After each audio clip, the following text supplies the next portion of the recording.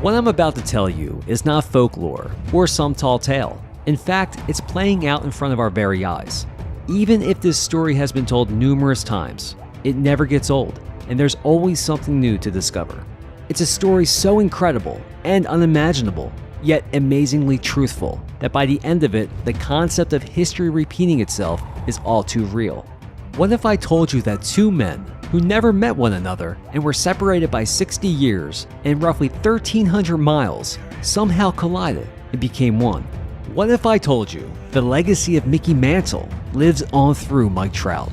From humble beginnings to reaching the big stage as 19-year-old kids in two of the largest markets in the country, Mantle and Trout are connected in many ways, and their shine is celebrated from coast to coast. While their personalities off the field couldn't be more different, on the field they were cut from the same cloth. Mantle was a natural and could do it all in the batter's box from both sides of the plate. Trout's dominance is from the right side, and he's an on-base machine. However you want to measure their significant impact on the game, like the similarities between the two physically, the position they played, their dynamic skill sets, individual achievements, statistics, and so on, it's all eerily familiar. What we are all witnessing in present day with Trout should never be ignored or taken for granted. It should be treasured. Treasured the same way those who grew up watching and idolizing Mantle did back in the day. He was considered a once-in-a-lifetime hero whose likes would never be seen again. Baseball card collectors and investors should always feel that way toward purchasing Trout's cards. It's a no-brainer and an easy investment like it is for Mantle's cards today. I'm Chris Steuber, and this is episode 4 of the Baseball Cards Daily podcast.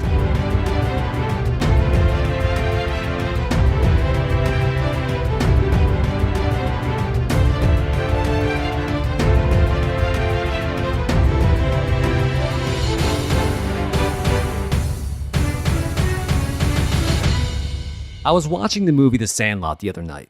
Such a great baseball movie. I've lost count how many times I've seen it. If it's on TV, I'll usually tune in. It's just one of those movies. There's a part in the movie that I especially love. Remember the scene where Benny had a dream and Babe Ruth entered his room? Just as the Babe got done telling Benny to jump over the fence to get the ball from the Beast, he looked down and saw a 1954 Topps Hank Aaron rookie card. He looked at Benny and said, "Henry Aaron. I don't know why, but can I have this?" Benny responded, "Sure, yeah. I know he's the Babe and all, but I'd be damned if I gave up that card that easily. And for free." That card looked pretty good. I think the Babe knew what he was doing. Every time I watched that scene, I imagined the Babe as Mickey Mantle, and Mickey asking if he could have Mike Trout's 2009 Bowman Chrome Draft autograph card. That would be ballsy, and nobody would give up that card, not even to the Mick. The only way you would give up that card is if Mickey had his 1952 Topps rookie card handy and wanted to make a trade. Now that would be a dream sequence. With that said, for those who follow me on social media, I'm sure you saw my cardstock feature on Trout. I also released a cardstock feature on Mantle recently. If you haven't seen that one, check it out. On my cardstock features, I always recommend 3 cards to invest in, and I break it down into 3 categories: go for broke, get it today, and play it safe. I realize obtaining these specific cards of Mantle and Trout are not possible for most, but for those in a position to purchase them, or if you just like to fantasize about them, let's analyze and compare Mantle and Trout's cards, starting with the play it safe cards. Even though I say play it safe, which in most cases is a more affordable option, but still a very important card for collectors and investors to get of a particular player, when it comes to Mantle and Trout, there isn't an important card you can get that you won't have to pay a good amount for. However, even though a card of theirs isn't one of the 3 I mentioned, it doesn't mean it's not a great card. Honestly, you can't go wrong with any Mantle or Trout cards. They are all worthy. But the cards of theirs that I chose for Play It Safe are Mantle's 1999 Upper Deck, a Piece of History 500 Club game-used bat memorabilia card, and Trout's 2011 Topps Update rookie card. These cards couldn't be more different, but are great in their own way and extremely important to own if you desire to have a card of Mantle and Trout in your collection. I absolutely love the 99 Upper Deck Mantle game-used bat card. Growing up, Upper Deck was always my favorite card brand, and I love the baseball cards they produced. I wish they still produced them today. We are all missing out on a great product. The Mantle bat card though, despite it being a modern card and not vintage, what's so great about it is that it symbolizes his career. It celebrates Mantle for what he was known best for on the field, his bat. He's the greatest switch hitter who ever lived and had natural power that was effortless. I'm not usually a fan of a landscape horizontal design card, but I overlooked that and embraced this particular landscape card because simply it's beautiful. From the rich color usage of black and beige popping out on a clean white backing to the cutout black and white candid headshot in the foreground and ghosted black and white action photo of him swinging in the background, a piece of his game-used bat positioned on the right and a facsimile autograph of his at the bottom. I get chills over this card. It's so awesome. The Trout 2011 Topps Update card, on the other hand, is not nearly as exciting as the Mantle card I just described. In fact, the Trout card is quite boring in comparison. There's really nothing special about it and is totally unassuming. What this card has going for it, other than being blessed with the RC Shield, is a super clean design with white borders, which if you've listened to my previous podcast, you know that I love, and a nice up-close action shot of Trout swinging. There's no autograph or memorabilia swatch, just a regular rookie card stealing the show. And you know what? I'm thrilled by its success. I personally miss the days of regular rookie cards dominating what's truly become an autograph-centric hobby. It's always great to get an autograph. It makes you feel special. But this hobby used to be all about the standard rookie card. And I appreciate it when a regular rookie card is in high demand. That's special in its own right. I had a question emailed to me about the 2011 Topps Update card. Feel free to send me your questions for future podcasts to bbcardsdaily@gmail.com. The question came from Ryan McIntosh.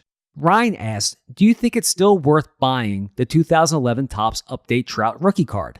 It's an interesting question about a card with an amazing success story. I know why Ryan is asking if it's still worth buying the 2011 Topps Update card. The value of the card continues to climb and is already out of the price range for a lot of people. As I said, there's really nothing special about the card other than it being blessed with the rookie card shield. It's not autographed. It doesn't have a memorabilia patch. It doesn't even have a serial number. That's unless you are fortunate to get one of the serial numbered parallels that exist of this card. But to answer your question, Ryan, is it worth buying the card? Yes, it is, because it's Trout's true rookie card, and I don't foresee the value decreasing unless something unfortunate happened to him. If the 2011 Topps Update card is over your budget, I'd recommend Trout's 2012 Topps Heritage card. It's a classic looking card that features a great profile image of Trout. It's my favorite card of his, and one I'd categorize as being under the radar. I believe it should have had the RC Shield on it. It's a shame Topps didn't put it on this card. I mean, 2012 was his rookie year. If it had the shield on the card, it would likely be in greater demand than the 2011 Topps Update card. Regardless, the 2012 Topps Heritage card, in my opinion, will ultimately prove to be one of his most important non-auto cards and one collectors should have in their collection. The cards that I chose as my Get It Today selections for Mantle and Trout are fantastic, but I seriously doubt if many people will be able to get them today because, again, they are pricey. Let's start with the Trout card I picked. If you listened to my previous podcast, you know I'm not a fan of cards that have features removed from a uniform, especially if it's noticeable. That doesn't mean I don't like Panini or Leaf cards, because I do. I think they have some of the best card designs and compelling autograph and memorabilia cards available. But when I choose a Panini or Leaf card, I do go out of my way to find a card where you would never know any logos or team-specific marks were removed from a uniform, helmet, or background. And that's one of the main reasons why the 2009 Donruss Elite Extra Edition autograph card, numbered out of 495, won as my Get It Today card. Panini did a great job and selected the perfect image of Trout swinging. Nothing is noticeably missing from the uniform, yet it's an impactful image that captures your attention. The card as a whole is just as impactful. It's a shiny, reflective card that has a bold look with dark borders and flashy design elements that really stand out. But what really sold me on this card was the on-card autograph, which looks amazing signed in blue ink, as well as its limited nature with the serial number stamped on the front. There are more limited versions of this card available, autographed and non-autographed, but I feel having the one autographed and numbered out of 495 is perfect. If you have the cash and decide to get a more limited one, that's your call and an added bonus. There are a number of Mantle cards I could have picked as my Get It Today card. I'm in awe of many of them. Many of them are out of my price range and most people's budgets. But I wanted to pick one that wasn't too expensive and was the best one to get for any collection or investment opportunity. The one that I always gravitate towards is the 1954 Bowman. It's my kind of card. It's simple, it's retro, it's impactful. I would say this is the card that set my mindset for collecting and investing in cards. It has the clean white borders that I love, a beautiful use of colors, and a classic profile painting portrait of Mantle, and it even features a facsimile signature, which stands out on the olive green area at the bottom of the card.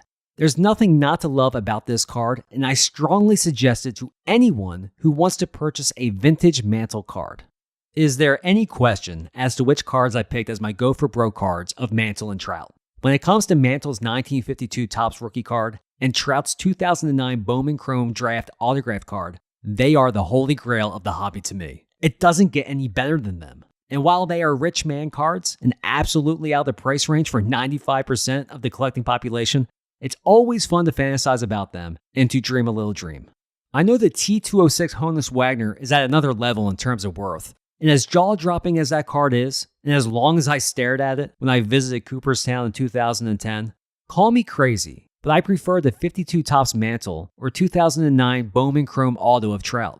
It's probably because I relate more to those cards. The Wagner card feels more like a museum piece that should never be in any one person's collection. That's just how I feel.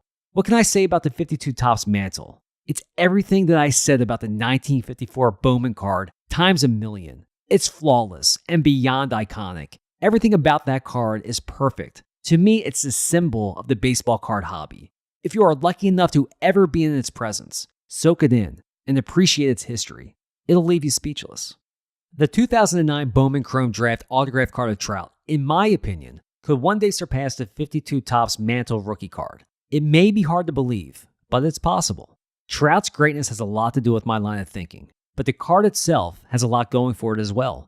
It's the first autograph card ever produced of Trout by an extremely popular brand in today's hobby during the same year he was drafted by the Angels. The 52 card wasn't even Mantle's first card. That honor goes to the 1951 Bowman card. The fact that the 2009 Bowman card is signed on card by Trout is a huge deal and is a major plus in its favor. Plus, there are more limited versions of this card that feature bold colors, serial numbers, and printing plates. Also, it's a chrome card, and the overall durability of the card is much greater than the fragile stock 52 Topps was printed on. Overall, I like the design of 2009 Bowman. It's a very clean looking card, and the designers provided a nice sized autograph area for players to sign. However, the image selection for the Trout card is just mediocre at best, and doesn't come close to matching the impact this card has and will continue to have on the hobby. The image of Mantle on the 52 Topps card puts this card to shame. I know Trout wasn't a top 10 pick in the 09 draft, and nobody knew how great he was going to be, but he was a first round pick, and the image on the 2009 Bowman Chrome card gives off the perception that the designer didn't think much of Trout at the time. I probably feel differently about it if the image on the card was close cropped and centered better. This card deserved a much better image. But besides the image, this card is incredible. And if Trout continues to post numbers at a Mantle pace or better, this card will be the new symbol of the hobby. I worked in 2 card stores when I was a teenager, one specifically for a majority of my high school years.